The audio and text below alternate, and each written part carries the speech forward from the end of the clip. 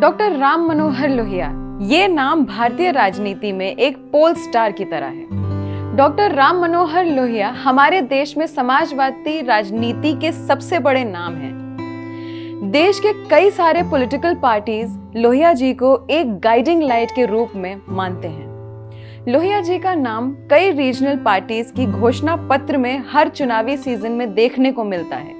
और तो और दिल्ली का मशहूर डॉक्टर राम मनोहर लोहिया अस्पताल भी इन्हीं लेजेंडरी स्पेशलिस्ट लीडर के ऊपर रखा गया है।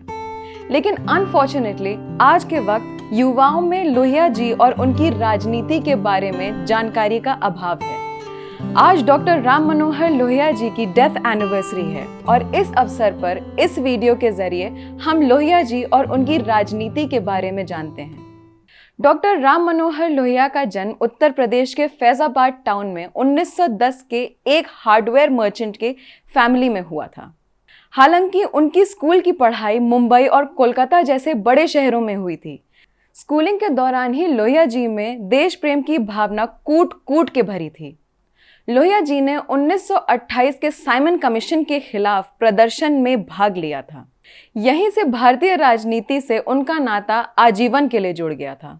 हायर एजुकेशन के लिए लोहिया जी जर्मनी गए थे और दूर से ही उन्होंने गांधी जी के सॉल्ट मार्च को फॉलो किया और इकोनॉमिक्स ऑफ सॉल्ट टॉपिक पर जर्मन में अपना डॉक्टोरल डिसर्टेशन लिखा।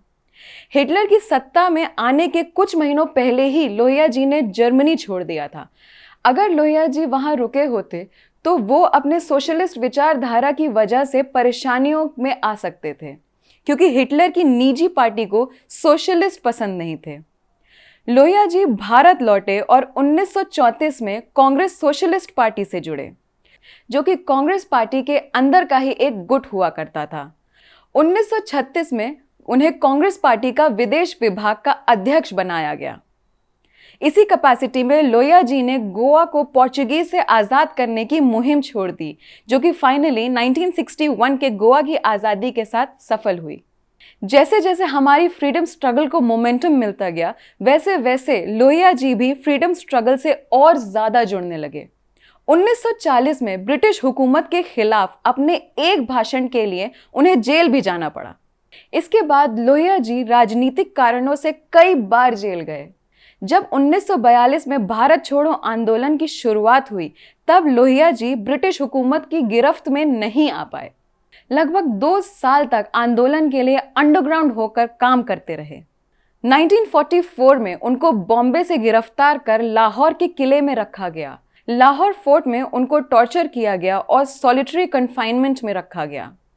1946 में जब उन्हें रिहा किया गया, तब वो सीधे गोवा चले गए, जहां वो गोवा की आज़ादी की लड़ाई में शामिल हुए। हालांकि बाद में उन्हें वहां से अरेस्ट करके डिपोर्ट कर दिया गया। आज़ादी के बाद कांग्रेस सोशलिस्ट पार्टी ने कांग्रेस से अलग होकर एक नई पार्टी बनाई और यहीं से लोहिया जी कांग्रेस पार्टी और प्रधानमंत्री जवाहरलाल नेहरू जी के सबसे बड़े क्रिटिक के रूप में उभरे। भारतीय राजनीति में कांग्रेस के वर्चस्व को चैलेंज करते हुए लोहिया जी ने नॉन कांग्रेसिज्म का आइडिया भारतीय राजनीति में प्रस्तुत किया।